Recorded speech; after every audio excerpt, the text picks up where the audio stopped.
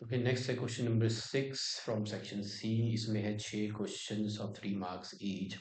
आपको प्रूव करना है root 2 is an irrational number.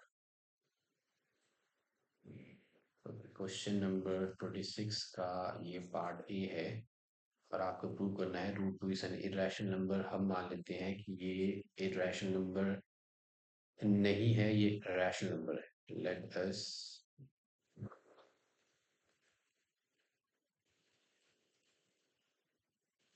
assume that root 2 is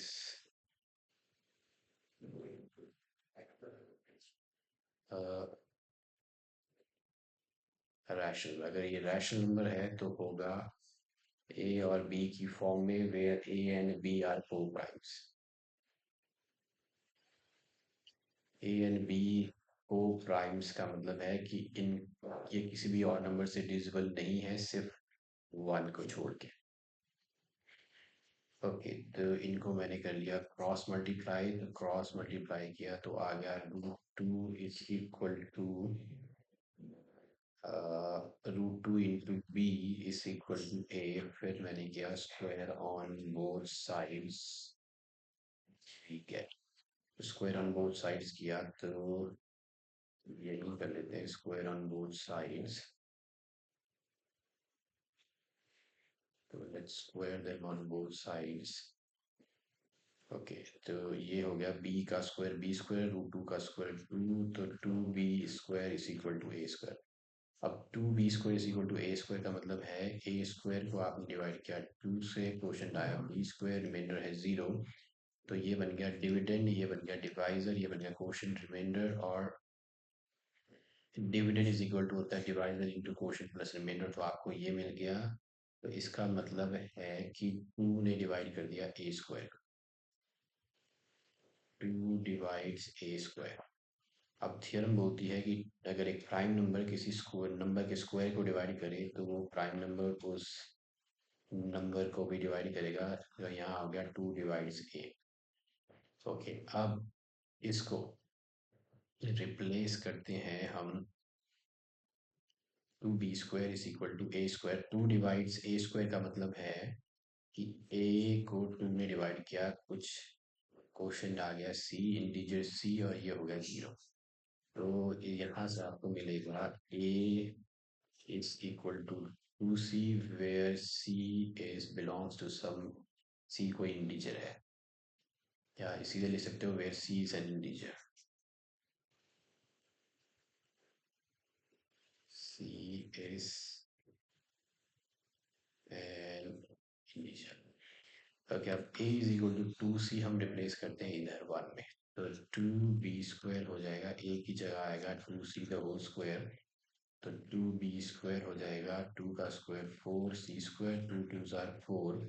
तो ये हो गया 2c square is equal to b square. अब इसका मतलब है 2 डिवाइड्स बी स्क्वायर। अगर 2b स्क्वायर को डिवाइड करेगा तो 2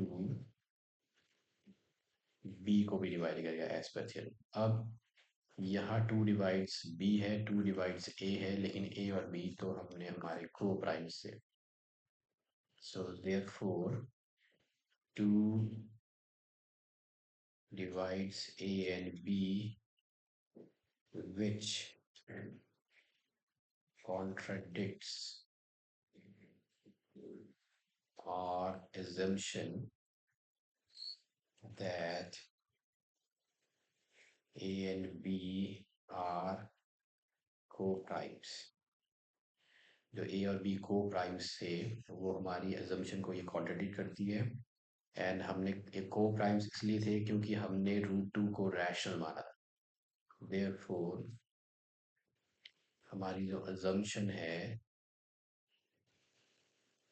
is wrong, hence root 2 is irrational. Root 2 जो है वो इरेशनल है। ओके, नेक्स्ट है पार्ट बी। इसमें दिया है एक्स और वाई दो डिस्टिंक्ट प्राइम नंबर्स हैं।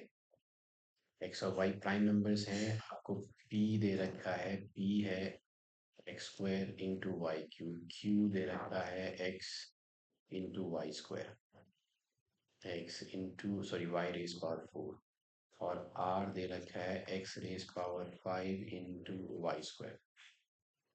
हमें निकालना है एच सी एफ और एलसीएम। तो एच सी एफ हो जाएगा, जो कॉमन है उनमें लेना है सबसे छोटा, जो कॉमन है उनमें सबसे छोटा वाई स्क्वायर, तो एच सी एफ हो गया एक्स वाई स्क्वायर। और एलसीएम हो जाएगा कॉमन में सबसे बड़ा x raise power 5 y raise power 4, तो x raise power 5 y raise power 4, ये है एच सी एफ और एलसीएम। फर्दर हमें चेक करना है क्या H C F into LCM into p into Q into r आता है। तो H C F into LCM हो गया x y square into x raise power 5 y raise power 4, ये हो जाएगा x raise power 6 y raise power 6। अब निकालते हैं इनका प्रोडक्ट।